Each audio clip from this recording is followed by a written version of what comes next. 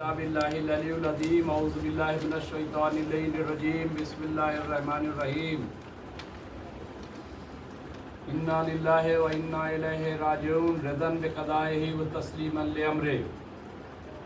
حضرات، جیسا کہ آپ سب کو پتہ ہے کہ امریکہ اور اسرائیل کے مشترکہ حملے میں سپریم لیڈر آف ایران اور آیت اللہ العظمیٰ سید علی خامنائی صاحب کی شہادت واقع ہوئی ہے۔ یہی نہیں بلکہ جو خبر ہے وہ یہ کہ آپ کے ایک داماد اور آپ کی بیٹی کی بھی شہادت واقع ہوئی ہے۔ اس کے علاوہ IRGC کے جو وہاں پہ چیف تھے وہ شہید ہوئے ہیں۔ اس طرح سے کئی شہادتیں جو ہیں وہ واقع ہوئی ہیں۔ ظاہر سی بات ہے یہ حملہ صرف اس بنیاد پہ بات چیت چل رہی تھی۔ آپ سب کو پتہ ہے کہ امریکہ کے ساتھ اور 3 راؤنڈ کی بات ہو چکی تھی، 4تھے راؤنڈ کی بات ہونے والی تھی۔ اس سے پہلے بھی اسی طرح سے 5 راؤنڈ کی بات ہو چکی تھی، 6ٹھے راؤنڈ کی بات چل رہی تھی۔ تو دھوکہ دے کر کے ایک طریقے سے مارا گیا۔ ماہ رمضان ہے، آپ سب جانتے ہیں کہ ہم مسجد میں ہیں اور مسجد کوفہ میں اسی طریقے سے دھوکہ دے کر کے جس طرح سے مولائے کائنات کو شہید کیا گیا، اسی طریقے سے اگر ہم کربلا کا ذکر کریں تو وہاں پہ بھی آپ دیکھیں کہ کس طرح سے گھیر کے حضرت امام حسین اور ان کے اہل خانہ کو شہید کیا گیا۔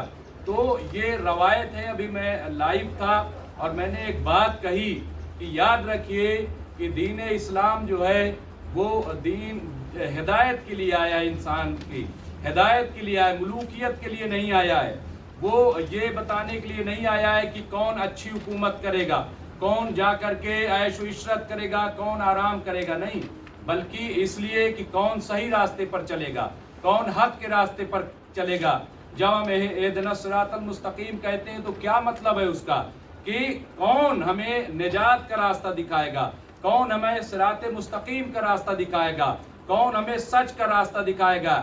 ایپسٹین فائل میں جہاں ابھی رپورٹ آئی ہے، جہاں معصوم بچیوں کو آپ دیکھیں کہ کس طرح سے ان کے ساتھ 8 سال کی بچیاں، 6 سال کی بچیاں، 10 سال کی بچیاں، تو اس کو چھپانے کے لیے اس ملعون امریکہ نے، ڈونلڈ ٹرمپ نے یہ اٹیک کروایا ہے کہ ہماری جو فائلیں ہیں جو دنیا میں وہ بدنام زمانہ تو تھے ہی، لیکن ان کے چہروں سے پڑی نقاب الٹ گئی۔ وہ یہ سمجھتے ہیں کہ ایران کی رجیم کو بدل دیا جائے۔ اور وہ آپ دیکھیں صرف ایران نہیں، ہندوستان پہ بھی جس طرح سے پریشرائز ہندوستان کو امریکہ کرتا ہے۔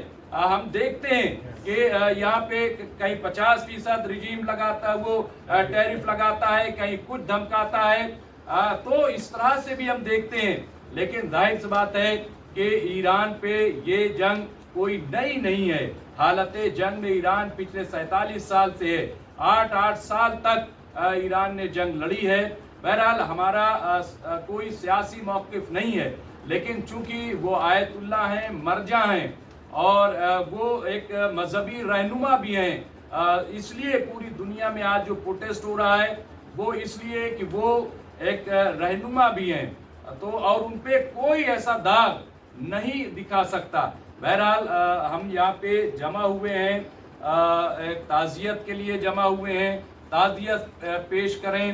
ہم خامنائی صاحب کے خدمت میں خراج عقیدت پیش کرتے ہیں، ان کے اہل خانہ اور پورے ایران جو اس وقت سوگوار ہے، ہم ان کی خدمت میں تعزیت پیش کرتے ہیں۔ اور میں چاہوں گا کہ ہمارے درمیان مولانا محمد حسن سرسوی صاحب ہیں، وہ بھی چند جملے کہیں، حالانکہ انہوں نے مجلس خطاب کی ہے ابھی، لیکن پھر بھی میں چاہتا ہوں کہ آپ بھی 2 جملے کہیں، کیونکہ یہ بہت ہی شرمناک ہے۔ آپ دیکھیے کہ وہ ایک شعر ہے کہ چلے تو پیر کے نیچے کچل گئی کوئی شے، نشے کے جھونک میں دیکھا نہیں کہ دنیا ہے۔ یہ غرور ہے، جس طرح سے شداد، نمرود، ان سب کا غرور تھا، لیکن سب کے غرور خاک میں مل گئے۔ اور میں آخر میں یہ کہ موت تو یقینی ہے، موت سے نہیں ڈرتے، موت تو یقینی ہے، موت سے نہیں ڈرتے، جو شہید ہوتے ہیں وہ کبھی نہیں مرتے۔ میں گزارش کروں گا مولانا سرسوی صاحب سے۔ اعوذ باللہ من الشیطان الرجیم بسم اللہ الرحمن الرحیم انا للہ و انا الیہ راجعون۔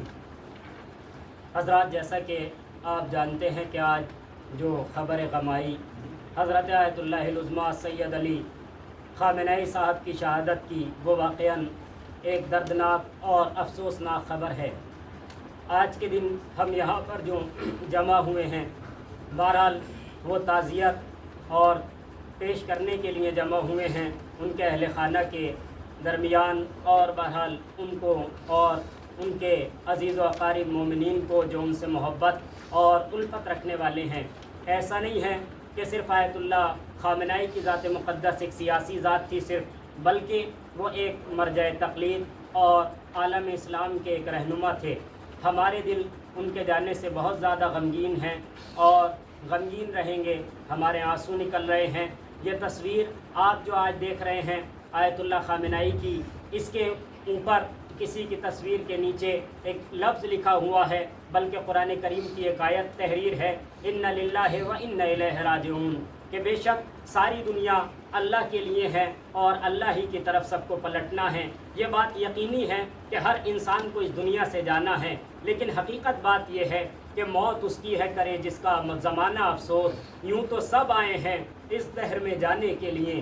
بہرحال آیت اللہ خامنئی کی ذات مقدس ایک ایسی ذات تھی جن کو مظلومانہ طریقے سے ظالموں نے شہید کیا، اور جو ایران کی رجیم یا بہرحال یہی چاہتے ہیں کہ کسی نہ کسی طرح سے پلٹ دیا جائے اور جیسا دور پہلے تھا اسی دور کو لا دیا جائے۔ انہوں نے ظالموں نے حملہ کیا، بچیوں کو مارا، اس کے علاوہ اور دوسرے بہت سارے افراد کو مارا۔ اب قرآن کریم اور اس کے علاوہ قرآن کریم کے علاوہ بھی ہر ایک مذہب کا انسان، ہر ایک شخص، ہر ایک بشر یہی کہتا ہوا نظر آتا ہے کہ کسی کو ناحق قتل نہیں کرنا چاہیے، کسی کو ناحق نہیں مارنا چاہیے۔ یہ ناحق جو مارے گئے ہیں ان کا خون خاموش نہیں ہوگا، یہ شہید ہوئے ہیں، ان کا خون ایک نہ ایک دن رنگ ضرور لائے گا، اور ساری دنیا یہ دیکھے گی کہ ایک دن حق کا بول بالا ہوگا اور ایک دن باطل کا پرچم جھکے گا۔